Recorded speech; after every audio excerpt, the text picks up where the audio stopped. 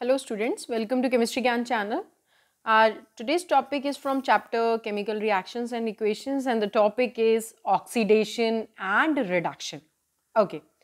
Uh, for the explanation of oxidation and reduction, I am taking one example. Suppose copper oxide plus hydrogen gives us copper plus water. Oxidation means addition of oxygen. H2 के अंदर oxygen add हुआ और H2O बन गया, right? सबको दिख रहा है. कॉपर ऑक्साइड ने ऑक्सीजन लूज कर दिया. Removal of oxygen is known as reduction.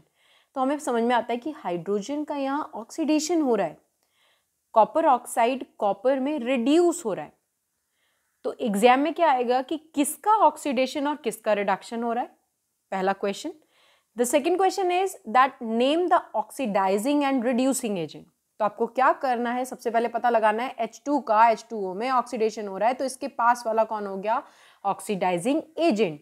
How can we define oxidising agent? The agent that helps in oxidation. इसने इसको ऑक्सीजन गेन करवाने में हेल्प करी, तो इसलिए इसका नाम क्या हो गया? Oxidising agent. And the agent that helps in reduction, मतलब इसका रिडक्शन हो रहा है, तो इसके पास वाला क्या हो गया? Reducing agent. So this is about oxidation and reduction. अगर in other terms, oxidation is removal of hydrogen and reduction is addition of hydrogen. This is another definition of oxidation and reduction.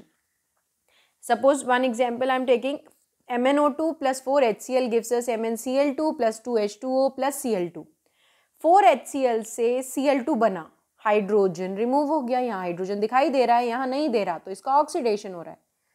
MnO2 से बना MnCl2, तो यहाँ पर क्या हुआ है?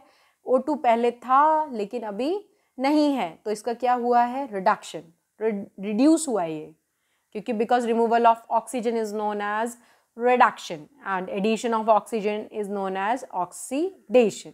Okay, the next is the reactions. अब मैं रिएक्शंस की बात करूं, ऐसी reactions in which reduction and oxidation takes place simultaneously are known as redox reactions. So these types of reactions are redox reactions. The agent which helps in oxidation is oxidizing agent. The agent which helps in reduction is reducing agent. So this is all about oxidation and reduction. The next topic for today is corrosion and rancidity. Now what is corrosion?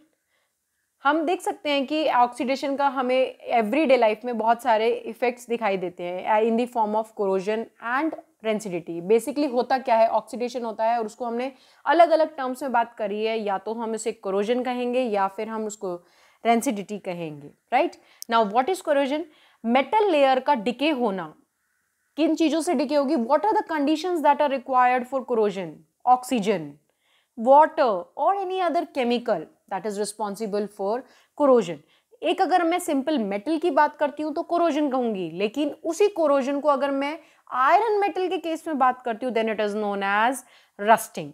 तो अभी हम corrosion की definition को याद करेंगे. The decay of metal layer by the action of, तीन चीजें मैंने बताई, ऑक्सीजन, वाटर और any other chemical is known as corrosion. And the corrosion in case of iron, तो आपको याद करने वाली चीज क्या है कि आयरन के केस में कोरोजन जो हो रहा है उसे हमने क्या कह दिया? Rusting.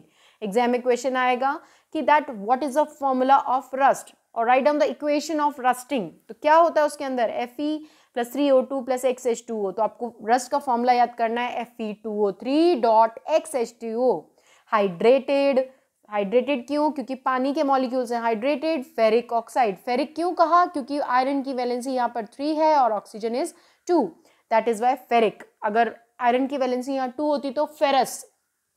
So the name is hydrated ferric oxide and in common language you can call it rust. So this is the formula of rust. And what are the conditions that are required for rusting?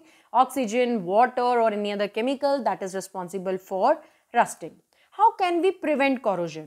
अभी हो गया, चलिए, या फिर हम उसे रोकना चाहते हैं, पहले प्रिवेंशन करना चाहते हैं, तो किस चीज़ों से करेंगे? पेंटिंग, ऑयलिंग, ग्रीजिंग और गैल्वेनाइजेशन.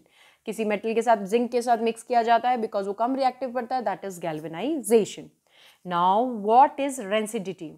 नाउ अगर अभी तो हमने मेटल की बात करी, अगर मैं फूड सब्सटेंसेस की बात करती हूँ जिसके अंदर कुछ फाउल स्मेल आने लगे, किस वजह से आती है ना, what is the reason of rancidity? By the oxidation of fats and oil containing foods is known as rancidity. तो आपको डेफिनेशन कैसे याद करनी है? The production of foul smelling and tasting substance by the oxidation of fats and oil containing foods is known as rancidity। अभी इसको भी बचाना है, जैसे हमने कोरोजन को बचाया बाय पेंटिंग, ऑयलिंग, अभी इसमें पेंटिंग तो नहीं कर सकते खाने में, तो हम कैसे बचा सकते हैं? सबसे important question, by using antioxidant. जब मैंने कहा रेंसिडिटी में ऑक्सीडेशन हो रहा है तो आपको रोकोगे कैसे? एंटीऑक्सीडेंट्स। दो एग्जाम्पल्स आएंगे एग्जाम में, BHA butylated hydroxy anisole, butylated hydroxytoluene. These are the two examples of antioxidants by which we prevent rancidity. Rancidity is caused due to the oxidation of fats and oil containing foods. या chips के packet में कौन सी gas fill की जाती है? Nitrogen in place of oxygen, because nitrogen inert होती है नेचर में। एग्जाम में क्वेश्चन आएगा why we are filling nitrogen only? Because nitrogen is inert in nature, जल्दी से रिएक्ट नहीं करती, ऑक्सीडेशन को ही तो रोकना है, इसीलिए हमने क्या करा? नाइट्रोजन डाल दी। या आप क्या करते हैं, अगर आपने लंबे टाइम तक फूड को स्टोर करना है तो आप क्या करेंगे? By keeping the food in refrigerator और by keeping the food in air tight container. So these are the ways by which we can prevent rancidity. If you like this video, please like, share and subscribe my channel. Thank you.